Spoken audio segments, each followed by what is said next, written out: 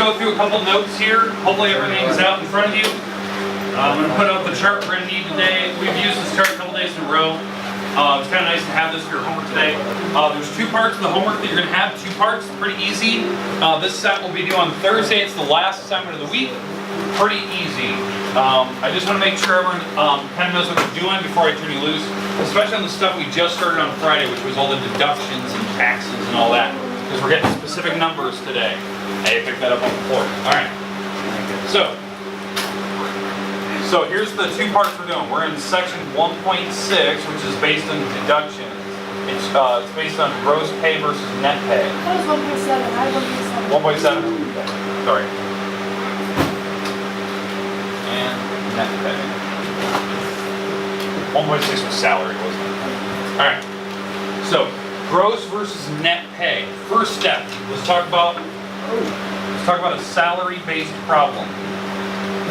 So this is where they're going to give you a number, what you're getting paid per week, or per month, or semi-monthly, or bi-monthly, and they want to know what you're going to make all year, your annual salary. So here's the example. We're just going to do one of these. It's pretty straightforward. So let's say you're getting $1,792.65, and you're getting this bi-monthly. Maybe you're in a cleaning service, and that's you get paid every 2 months. That's bi-monthly. If you don't know, it's every 2 months. Semi-monthly means twice a month, but bi means twice, every 2. So every 2 months. So what you have to figure out, if you're getting paid bi-monthly, that means in a 12-month period you're going to get paid 6 times. Again, it's on the chart. You can see that bi-monthly is 6 because it's every 2 months out of 12. What they want you to calculate is your annual pay. No deductions coming out, nothing like that. We're not going to take out any fake taxes or whatnot. Hey, let's get rid of the computers, please. Don't need them. Okay, so annual pay. What you're going to do is you're going to take your $1,792.65 times 6. Crazy. That's all you need to do. Whatever this number is, that's your answer. You move to the next problem. You guys think you can handle that for the first assignment? I think you have 5 or 6. Okay, remember, the chart's up there. It tells you what to multiply by. So, if it's bi-monthly, you know you're multiplying by 6. If it says semi-annually, multiplying by 2, that's twice a year. Okay, that's the first one. Again, you'll just have to multiply, tell me what my total is, and from there. Alright, now, the second part of your assignment. Second part. We're going to talk about gross pay, and then calculate net pay. And you have to calculate your net. To do that, this is where you have to subtract all those deductions. They will tell you what your deductions are today. So we're going to do one example of this so that you can kind of see. And I'm going to throw some extra categories in there just so you can kind of see the numbers that are involved. Okay? Make sense? Okay. We're going to use the same number. So this is your gross pay.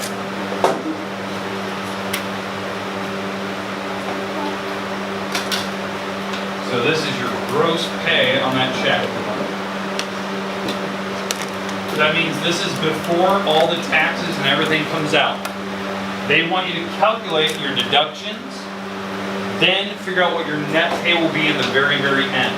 So the deductions they're going to have in the book. Let's make sure that gets picked off my floor. Okay, the first deductions, we have federal tax. We have state tax. Social Security. We're going to have Medicare. We're going to have health insurance, which is new. We didn't even talk about that last time. So this is if your company doesn't pick up your health insurance, and you're buying it through them, they'll have an extra deductions. I know a lot of people are like, well, isn't that Medicare?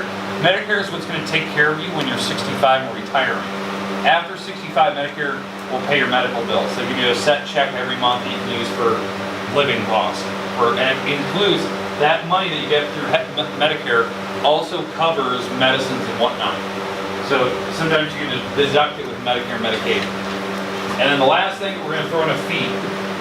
So this might be just random fees for your check. So maybe it's a health membership. Or maybe for your company, maybe there's a social fee. What I mean by social fee, the school does that here. I think our social fee for, it's once a year we have to pay $10.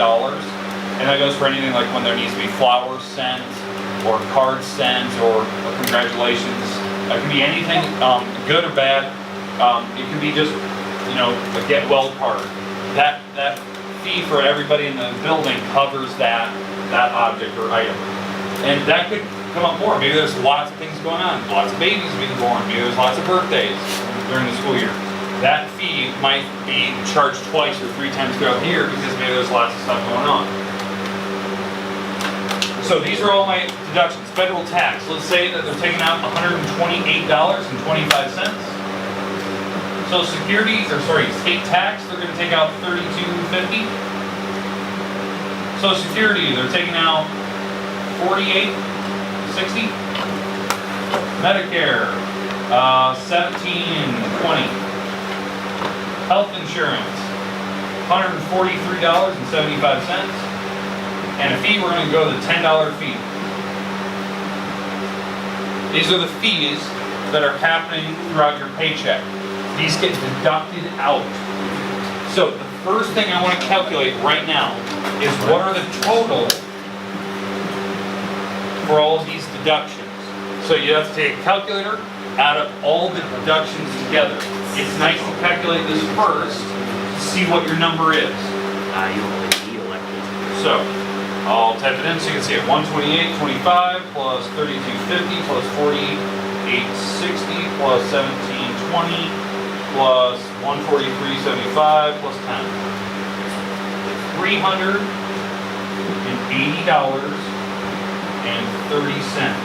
What about utilities? What? Utilities? No, that's something you pay on your own. I'm talking about like when you get your paycheck.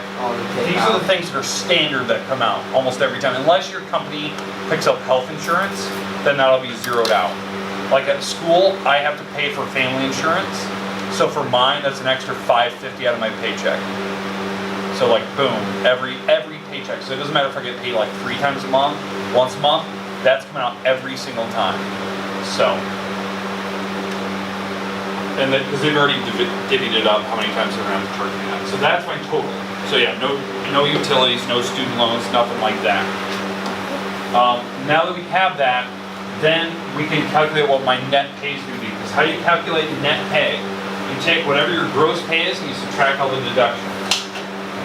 So gross minus the deductions.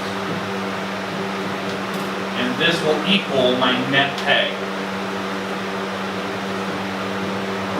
That's what your net pay will be after you actually subtract. Just remember that. You have to subtract this. It's pretty common sense, but $1792.65, we're going to subtract the $380.30. And I get my final paycheck I'm going to be getting is $1,412.35. This is the cash that I can actually spend. Does that include taxes? That's everything's been taken out already. Oh. So this stuff is already being deducted. That's your cash you get in hand to pay your bills. That's something you need to think about. I always tell people, it's about 30%.